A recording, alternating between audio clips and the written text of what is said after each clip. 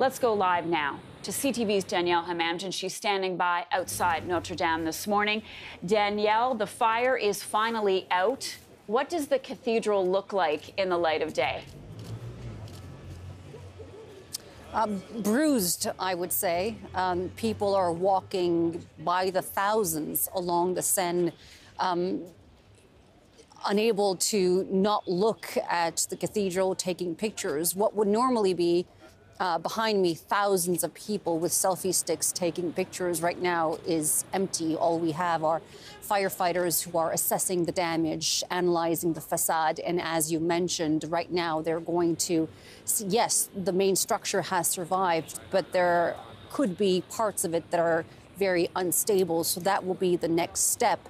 As well, we've just heard in the past few hours that the artifacts, the artworks, namely many of the paintings, may have suffered some smoke damage, but they will be now housed temporarily, I think, at the Louvre Museum, where no doubt they have the equipment and the tools necessary to maintain their integrity. But I have to say, people are just in disbelief. When you talk about the Notre Dame Cathedral, for many, this is the heart of Paris, not just because it means so much to them from a cultural, historical, religious point of view, but because literally it is the heart of Paris. When you calculate the distance between Paris and any other point, this is point zero. It probably means more to Parisians than the Eiffel Tower, which means a lot to tourists, possibly.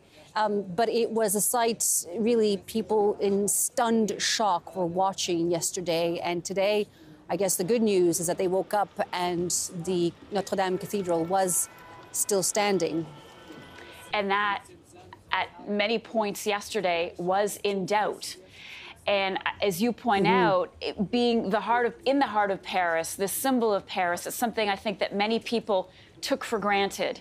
And now there is this huge effort to save it, and it could have been much worse.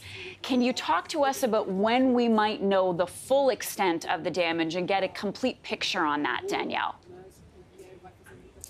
Well, they are letting cameras inside the cathedral. We've seen some of the cameras go in, and if you have a very good camera, you can probably see through the front door there the rubble inside. I think that as we see the images come out throughout the day, we'll get a better view and a better idea of the scope of the damage, as you mentioned. I have to say, I was here until 3 o'clock in the morning last night, and there were still crowds singing very solemnly. And every time a fire truck would leave the scene, they would stop singing and they would start clapping, applauding the firefighters who have saved what is a monument that is the most visited monument in Europe. And why does it mean so much to them? As I mentioned earlier, yes, it's, it has so much significance when you think of culture and history.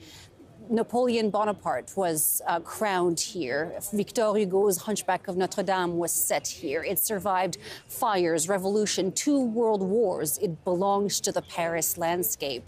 And no doubt to so many, going to bed not knowing what will be left standing, well, it is left standing. And many of the artworks, many of the religious relics have, thank goodness, survived. But it is a shock, no doubt, for many in the city, for many in this country, and for anybody who has ever stood behind me taking a selfie of themselves with the famed cathedral behind them. 13 million people visit the cathedral every year. And Danielle, to add to what you are saying, not just people in Paris and in France, but really around the world stopping and praying yesterday that this great beauty would be saved. Daniele Hamamdjian, thank you so much for that. We really appreciate it.